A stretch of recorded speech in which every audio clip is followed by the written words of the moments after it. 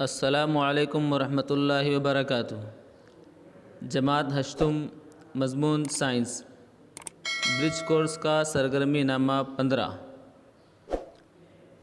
اس سرگرمی نامے میں عضلاتی نظام اور ہضمی نظام اس کے متعلق ہمیں پڑھنا ہے۔ اور اس میں ذہن نشین کیجئے، ضرورت کے مطابق سکڑنے اور پھیلنے والے بے شمار ریشوں کا گروہ عضلہ کہلاتا ہے۔ عضلہ کسے کہیں گے کہ ضرورت کے مطابق ہمارے جسم میں پھیلنے اور سکڑنے والے بے شمار ریشے ہوتے ہیں، اس کا گروہ عضلہ کہلاتا ہے۔ اب بولنا، ہنسنا، چلنا، کودنا، کسی چیز کو پھینکنا جیسی مختلف حرکات کے لیے ہم اعضاء کا استعمال کرتے ہیں۔ بہت سارے اعضاء ہمارے جسم میں ہیں، ان اعضاء کا ہم ضرورت کے مطابق استعمال کرتے ہیں۔ ہمارے جسم کے مختلف اعضاء ہیں، ارادی اور غیر ارادی عضلات ہوتے ہیں۔ اب کچھ ایسے ہوتے ہیں ارادی ہیں اور کچھ غیر ارادی، کہ کچھ عضلات جو ارادی ہوتے ہیں اور کچھ غیر ارادی ہوتے ہیں۔ اب یہاں پر شکل دی گئی ہے ہمیں مثلثی عضلہ، سینے کے عضلات، دو سرہ، نابضہ، چہار سرہ، نابضہ، پیٹ کے عضلات، یہ شکل دی گئی ہے ہمیں۔ اب اس میں ہمیں جو ہے دیکھنا ہے آگے کہ عضلات کا پھیلنا اور سکڑنا کیا ہوتا ہے۔ دیکھیے، ہم جب کسرت کر رہے ہوتے ہیں یا اس کو ہاتھوں کو موڑے ہوتے ہیں تو یہاں پر کیا ہو رہا ہے، عضلات سکڑ رہے ہیں، یہ ہاتھ کے عضلات کیا ہو رہے ہیں، سکڑ رہے ہیں۔ اور جب ہاتھ کو ہم پھیلا دیتے ہیں تو یہ ہاتھ کے عضلات کیا ہو جاتے ہیں، پھیل جاتے ہیں۔ تو یہ عضلات کا پھیلنا اور سکڑنا ہے۔ اب غیر ارادی عضلات کیا کہلائیں گے؟ تو مرضی پر منحصر نہ رہنے والے افعال میں استعمال میں آنے والے عضلات غیر ارادی عضلات کہلاتے ہیں، کہ جو ہماری مرضی پر منحصر نہیں ہوتے، ایسے عضلات جو افعال انجام دے رہے ہیں یہ غیر ارادی عضلات ہیں۔ جیسے مثال دیے، تنفس، سانس کا لینا اور چھوڑنا۔ یہ سمجھ لو کہ قدرت کا ہم پر بہت بڑا انعام اور احسان ہے، اللہ کا بہت بڑا انعام اور احسان ہے ہم پر، کہ تنفس کے لیے ہمیں اپنے ارادے کی ضرورت نہیں ہوتی، بلکہ یہ نظام خود بخود چل رہا ہوتا ہے۔ اگر ہمیں اپنے ارادے سے سانس لینے کی ضرورت پڑتی تو شاید ہمیں نیند بھی آنا مشکل ہوتا، کہ سانس رک جاتی، پھر ہم اپنے ارادہ لے کر سانس لیتے، پھر سونے کی کوشش کرتے۔ لیکن یہ قدرت نے نظام بنایا ہے کہ ہم بات کر رہے ہیں، ہم چل رہے ہیں، ہمارا ارادہ ہے نہیں ہے، ہم سو رہے ہیں، کھا رہے ہیں، کچھ بھی کر رہے ہیں، تو تنفس کا نظام چل رہا ہے۔ تو یہ غیر ارادی عضلات ہیں جو اس میں استعمال ہو رہے ہیں۔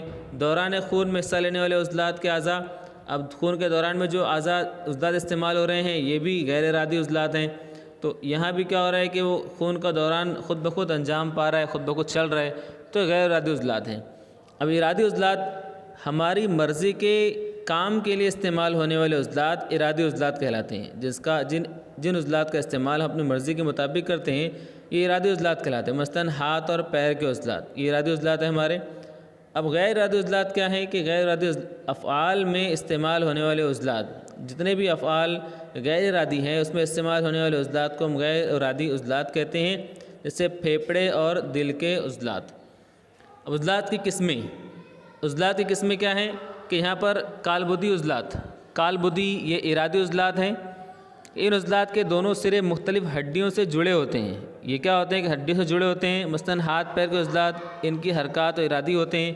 ان کی حرکات کیسی ہوتی ہے کہ یہ ارادی حرکت ہوتی ہے، ارادی حرکات ہوتی ہیں ان کی۔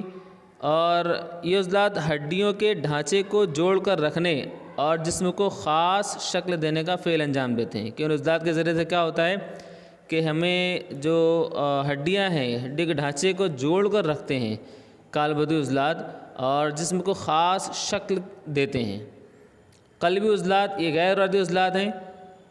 ان عضلات کی وجہ سے دل پھیلتا ہے اور سکڑتا ہے، کہ ان عضلات کے پھیلنے اور ان عضلات کی وجہ سے کیا ہو رہا ہے کہ دل پھیل بھی رہا ہے اور سکڑ بھی رہا ہے۔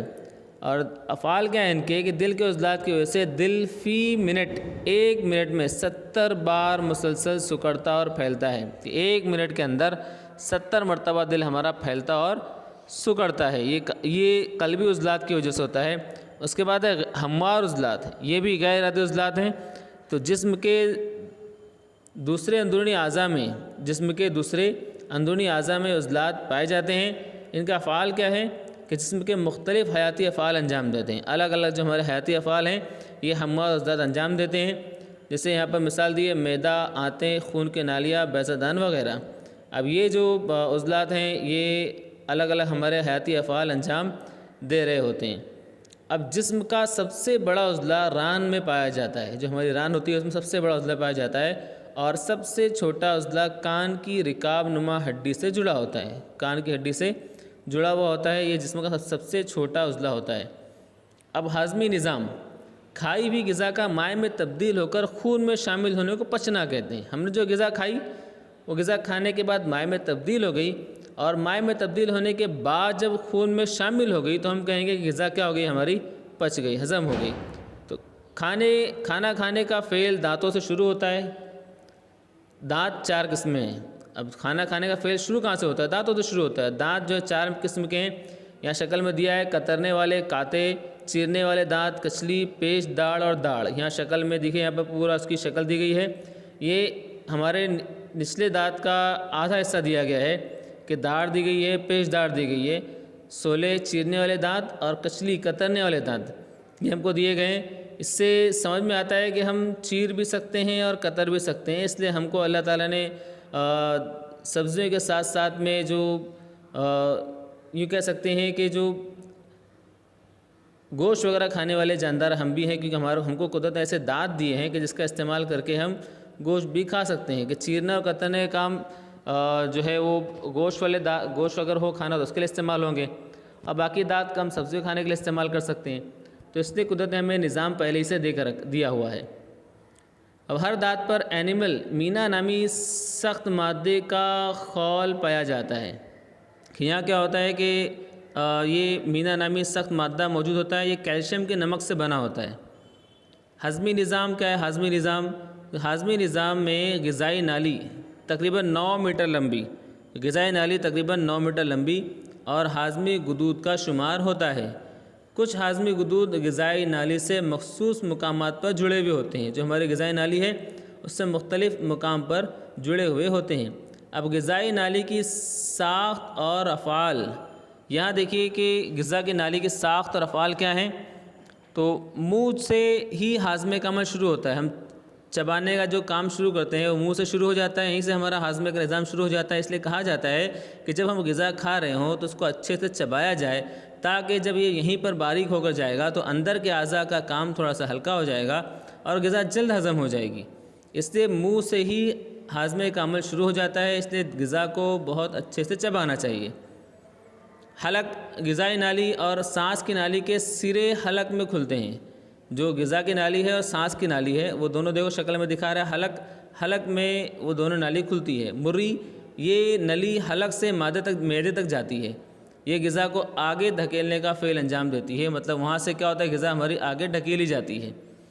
میدا کیا ہوتا ہے کہ معدے غدود سے معدائی رس کا افراز ہوتا ہے، کہ یہاں سے معدائی رس نکلتا ہے اور معدے میں آئی ہوئی غذا پیسی جاتی ہے، غذا تیزابی ہو جاتی ہے۔ یہاں پر کیا ہوگی، غذا تیزابی ہو جائے گی۔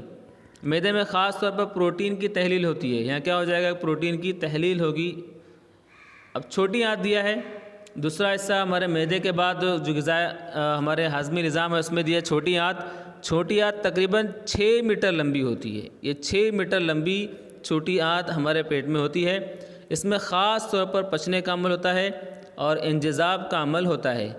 غذا کے پچنے کے دوران حاصل شدہ تغذیاتی مادوں کے خون میں جذب ہونے کا عمل، جو تغذیاتی مادے ہیں، جو غذائی مادے ہیں، وہ خون میں جذب ہونے کا عمل بھی ہوتا ہے۔ غذا جذب بھی ہوتی ہے اور جو تغذیاتی مادے ہیں وہ خون میں جذب بھی ہوتے ہیں۔ اب بڑی آنت کا کام کیا ہے کہ بڑی آنت کی لمبائی 1.5 میٹر لمبی ہوتی ہے، مطلب اس کی لمبائی 1.5 میٹر تک ہوتی ہے۔